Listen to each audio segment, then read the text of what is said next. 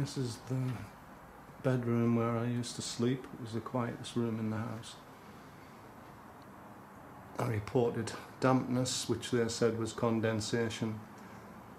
They wouldn't accept that I'm living on the top floor apartment and that the roof's flat, as you can see, and it was renowned for flooding. And they only got it repaired after 7 years that I know of, in the summer. And to get rid of the water that flooded onto the roof while they had the membrane off, they drilled a hole in my ceiling in the bedroom, and a flood of water just kept pouring in. I told them I wouldn't do anything about it. They want me to move. I found out I've been getting gang stalked in here by people involved in the murder of Angus Sibbott and Eileen MacDougall. That would be the Henry family from Clevedon Village, Stan Henry.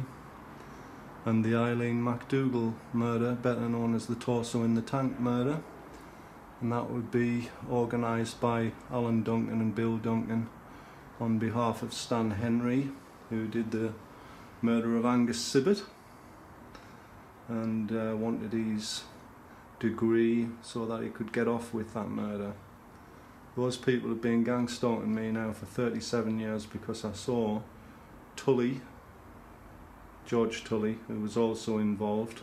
According to Bob King, they're the murderers. George Tully, Bill Duncan, Alan Duncan, Ernie Clark and Stan Henry finished her off. He was the one that was being initiated. So they've moved me around for 37 years. They've tried to have us murdered. They moved us in here to make it easier for them to gang stalk me because their friends live next door. And I've reported the drug dealing going on and people involved in child prostitution coming and going. Children that have been stolen from me and abused at Fulwell Infant School by members of Parliament, including Tony Blair and Alistair Darling, Alan Milburn, Chris Mullen, David and Edward Miliband and Gordon Brown. All being looked after by the gangsters from Sunderland and South Shields. The Bonalies, the Masseys, Rankins and Seniors, all involved, along with any number of other low-lifes involved in child prostitution, operating in Fulwell, Dean Estate in the Seaburn area. Ernie Cutter, Sylvia Cutter, Terry Boyers, Joe Boyers, all working for Dave Stewart, who's a senior ponce for members of Parliament and celebrities, and has been for 40 years. That's how he got into the music business. Also guilty of stealing my royalties for 2 songs, The Miracle of Love and Here Comes the Rain Again. Judge Palin will testify to Annie Lennox's statement, which was read out at the hearing of Edward William Fenwick, Boyers versus Fenwick at Newcastle Crown Court.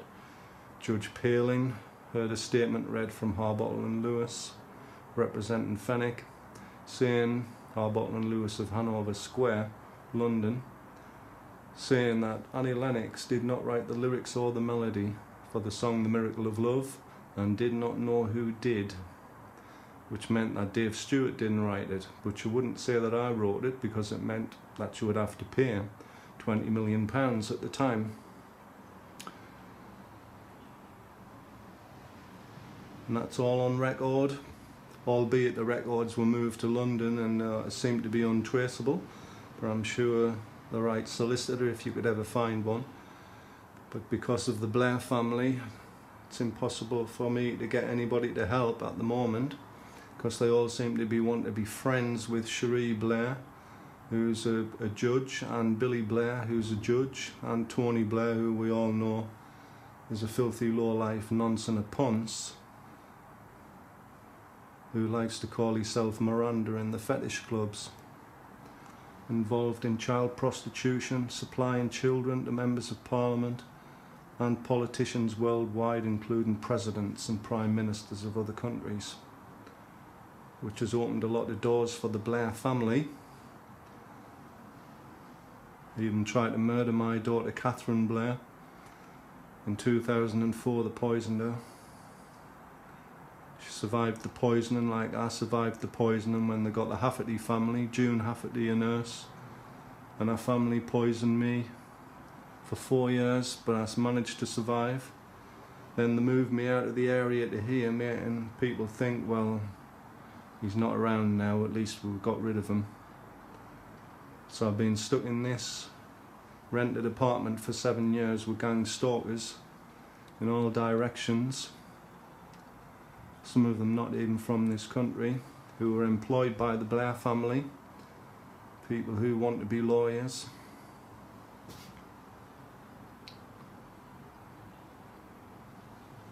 So that's where I'm up to, wanting someone to represent me to get royalties from Stewart and Lennox for 2 songs, The Miracle of Love and Here Comes the Rain Again, which will then give me the financial power to be able to get my children back that was stolen by Dave Stewart, one of them 43 years ago.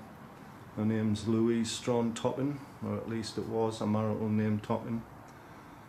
Colin Hume, another murderer, murdered David Ditchburn's paralegal, faked an accident, murdered her in his house at Whitburn, put her in the boot of a car, drove her to a country lane, then he put her in the front seat and crashed into Stan Henry's mother's house at Whitburn.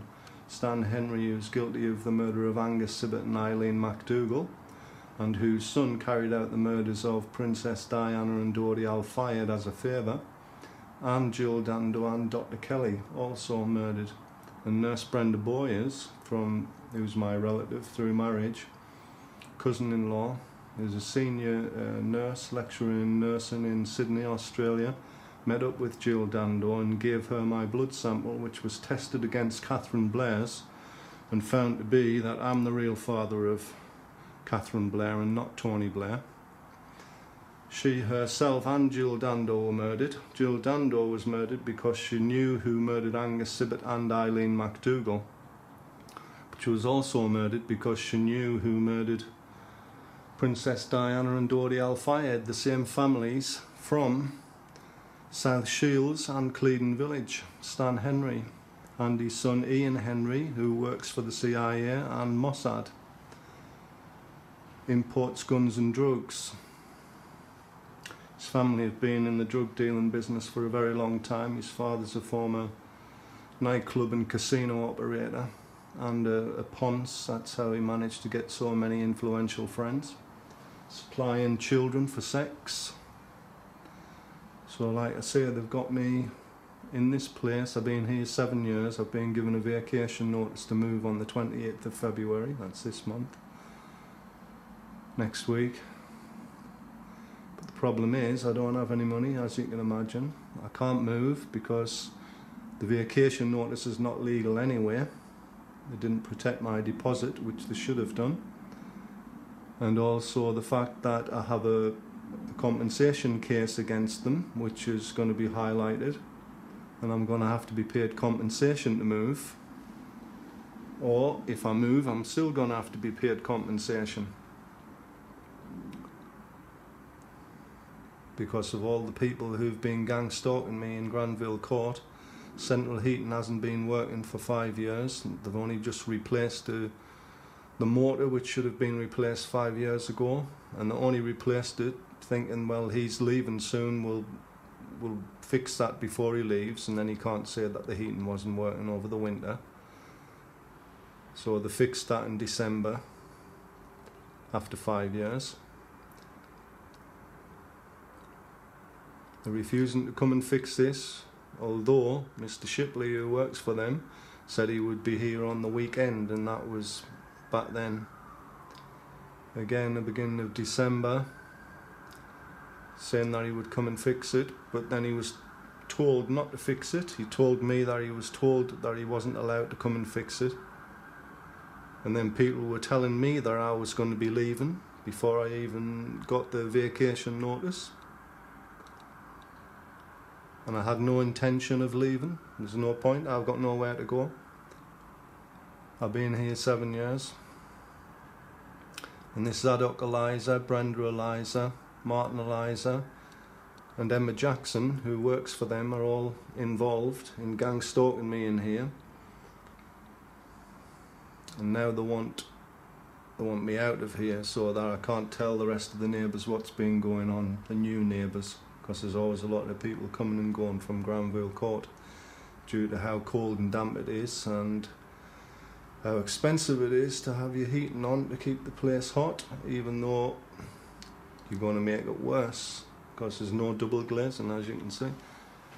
And when you've got no double glazing, you're going to get a lot of condensation.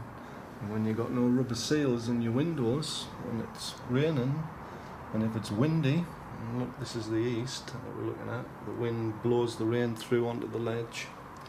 I've been complaining about this 7 years. They've sent odd job men, the Jenkins family, to come and do painting.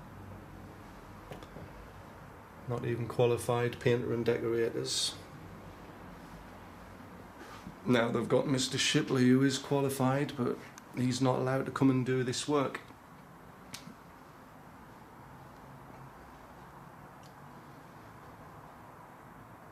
So I get a letter from Emma Jackson's namesake, Jackson's law firm, saying that they believe my deposit was protected and they've returned my deposit.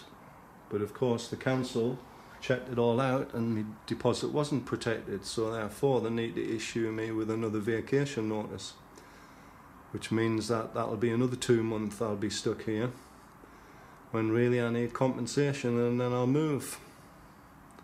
So I'm not prepared to let them get away with what they've gotten away with. The gas wasn't working properly for nearly 5 years, the gas central heating. Then there was a gas leak. There was 2 gas leaks. One was coming from the meter and the other one was coming from the back of the gas cooker that they own. I reported it. Nobody would do anything about it. I kept getting headaches and I was vomiting. And then I reported it again, and then eventually the gas board came, and at the same time Rami, their gas fitter, came. He said he couldn't find anything. Then the gas board started to look and they found 2. One major leak on the back of the cooker, fitting, brass fitting, and the other one was coming from the meter. So they told him and he repaired them. Meanwhile I was having severe headaches and vomiting, feeling really sick, my hair was falling out, going grey. And these people think I'm just going to walk away. They think they're going to be able to give me a vacation notice and then I'm just going to be gone and saying nothing about it. Well, they've got another thing coming.